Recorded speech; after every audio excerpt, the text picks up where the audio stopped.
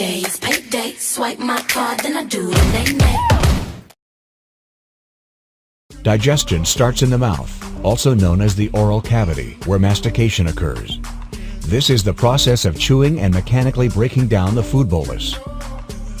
Chemical digestion starts when the salivary glands release saliva into the oral cavity.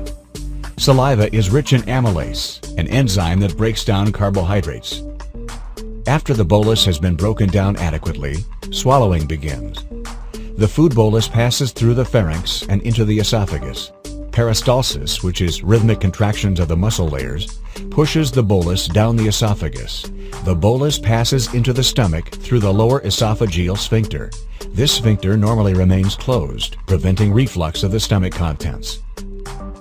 The stomach is divided into anatomical regions: the cardia, fundus, body, and antrum.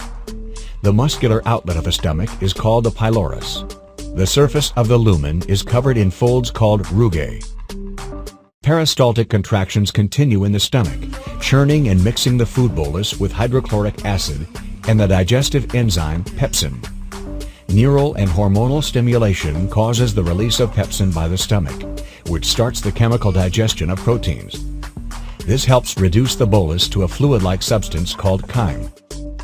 When the chyme reaches its proper softness, the pylorus opens and the chyme is slowly released into the first portion of the small intestine, called the duodenum. Peristaltic contractions continue in the duodenum.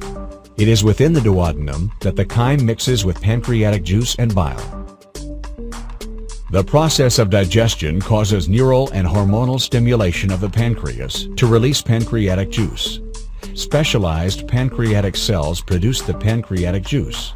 The juice contains digestive enzymes and bicarbonate. The major digestive enzymes are amylase, which digests carbohydrates, lipase, which digests fats, and protease, which digests proteins.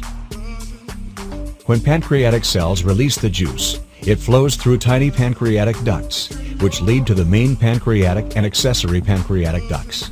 Then, the juice is released into the duodenum through the major and minor papillae, where it mixes with the chyme.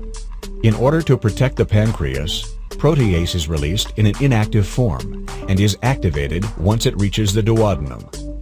Bicarbonate within the juice acts to neutralize the acidic chyme, which creates a favorable environment for the digestive enzymes to function.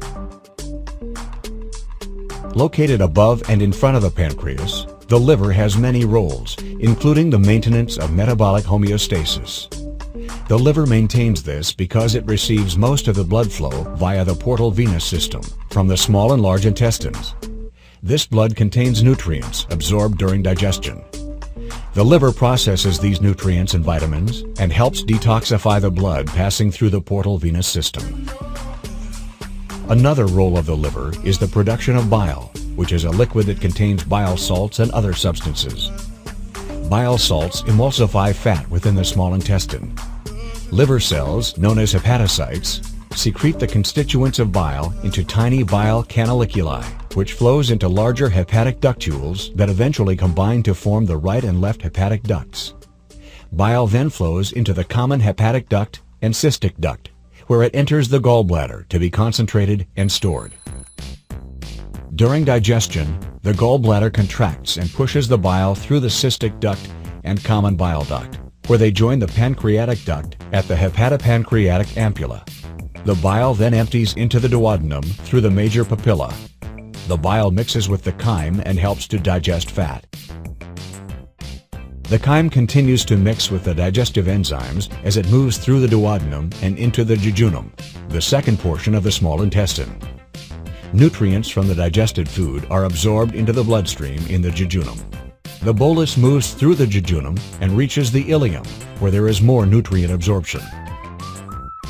The unabsorbed portion of the bolus passes out of the ileum and into the large intestine through the ileocecal valve. The first portion of the large intestine is called the cecum. The main function of the large intestine is to absorb water and solutes, such as fatty acids, which help concentrate and form the stool. The bolus is pushed by a peristaltic wave up and through the ascending colon, which passes through the first major bend in the colon, the hepatic flexure. The bolus is now pushed through the transverse colon and then travels through the second major bend, the splenic flexure. Then the bolus moves down the descending colon and into the sigmoid colon before entering the rectum. The formed stool enters and is stored in the upper portion of the rectum. The anus contains anal sphincter muscles that remain tightly closed until neural input causes the rectum to widen. Then the stool descends, the anal sphincter relaxes, and defecation occurs.